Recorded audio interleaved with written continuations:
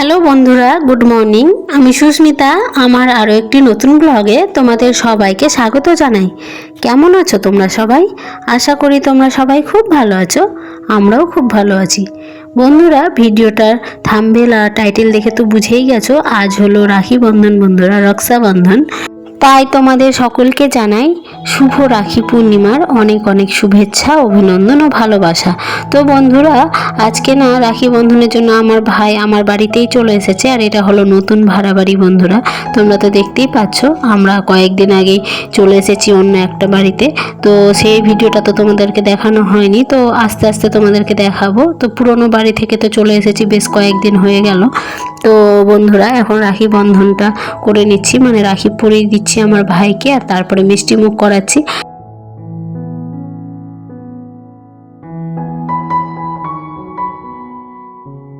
বন্ধুরা, তোমরা দেখতেই পাচ্ছ আমার ছোট্ট সোনা ওর মামার কোলে বসে পড়েছে। তো ও সবটাই দেখছে। তো কিছুক্ষণ পরে ও ওর দিদির সাথে রাখি পূর্ণিমাতে রাখি বন্ধন করবে। বন্ধুরা, তো রাখি পরাবে দুজনকে, ওরা দুই বোনে।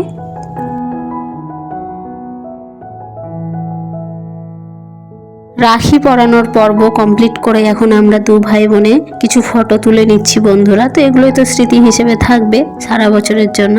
আর আজকের দিনে আমার একটুখানি মন খারাপ, কারণ আমার আর একটি ভাই আসতে পারেনি। ও একটু দূরে থাকে, সেই কারণের জন্য।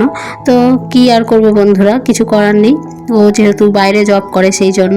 তো দেখো, এবার আমার বড় মেয়ে আর ছোট মেয়ে দুজন মিলে বসে এই সমস্ত করছে।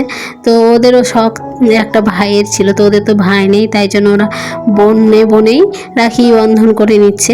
তো এটাই বন্ধুরা ওদের কাছে আনন্দ, তাতে আমারও অনেকটাই ভালো লাগছে। তো ওদের খুশিতে আমার খুশি, তাই না?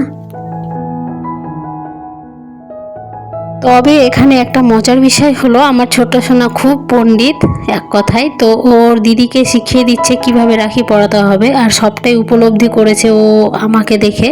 তো ও আমাকে না দেখে দেখে সবটা শিখে নিয়েছে, আর সেটাই ওর দিদিকে বলছে। আর ওর কথা মতো ওর দিদিও ওর পছন্দের রাখিটাই এখন নিয়ে আসলো, ওটাই ওকে পরাচ্ছে। আর যেটা রাখি ছিল সেটা ওর দিদি ওর হাতে পরে নিবে।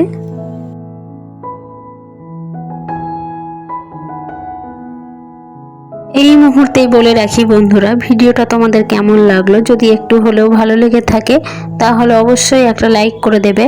আর খুব বেশি ভালো লেগে থাকলে সুন্দর একটা কমেন্ট করতে পারো। বন্ধুরা, এখানে যখন ভিডিওটা করছিলাম বন্ধুরা, তখন তো আমিই ছিলাম। তো সেই সময় না মেয়েকে বলছিলাম যে তুমি তোমার দি ভাইকে হাতে করে মিষ্টিটা খাইয়ে দাও, চামচে যখন উঠছে না। কিন্তু ও কিছুতেই সেটা শুনছিল না। ও যেহেতু আমাকে চামচে করে খাওয়াতে দেখেছে, সে কারণের জন্য ও না চামচেই তোলার চেষ্টা করছিল, আর শেষ পর্যন্ত চামচে করে ওর দি ভাইকে খাওয়ালো। এর থেকে প্রমাণিত ছোটরা বড়দেরকে সবসময় অনুকরণ করে আর অনেক কিছুও শেখে। তাহলে চলো আজকের মতো বিদায় নিচ্ছি, টাটা।